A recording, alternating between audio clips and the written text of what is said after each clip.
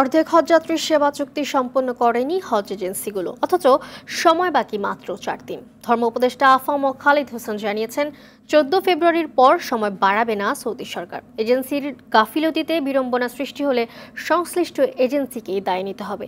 এছাড়া উমরাহ ticket syndicate জটিলতায় 7 সদস্যের তদন্ত কমিটি গঠনের কথা জানান উপদেষ্টা। আশিকুল আলম জানাচ্ছেন বিস্তারিত।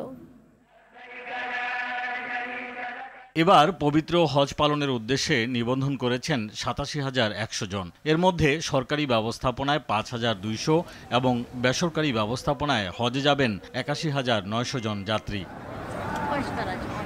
সচিবালয়ে হজ কার্যক্রমের বিস্তারিত সম্পর্কে সংবাদ সম্মেলনে ধর্ম উপদেষ্টা আফম খালিদ হোসেন জানান, হজ সেবাদানকারী কোম্পানিগুলোর সঙ্গে চুক্তি সম্পন্ন না করলে তৈরি হবে জটিলতা। যেসব এজেন্সিগুলো ধীরে কাজ করছেন তাদের সতর্ক করে উপদেষ্টা বলেন, দায় তাদেরই নিতে হবে। 14 ফেব্রুয়ারির মধ্যে সকল চুক্তি সম্পাদনের নির্দেশনা দেওয়া হয়েছে এবং এই ডেডলাইনের মধ্যে তাদের পক্ষ হতে সকল চুক্তি সম্পন্ন করার জন্য তাগিদ দিচ্ছে।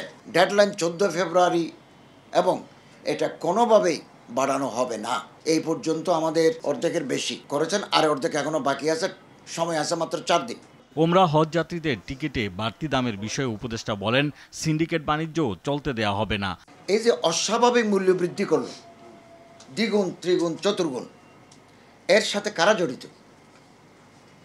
স্বরাষ্ট্র মন্ত্রণালয়ের সিনিয়র সচিবকে সভাপতি করে 7 সদস্য বিশিষ্ট তদন্ত কমিটি গঠন করা হয়েছে।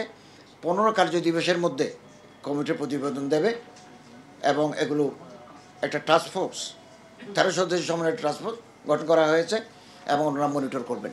2025 সালের হজে শিশু নেয়ার ব্যাপারে সৌদি সরকারের নিষেধ আছে বলেও জানান ধর্ম উপদেষ্টা। শিশুদেরকে নেওয়া যাবে না। সৌদি আরবকে আমরা বলেছি, আপনারা এজটা আমাদেরকে জানাই দেন। আশিকুল আলম, RTV, ঢাকা।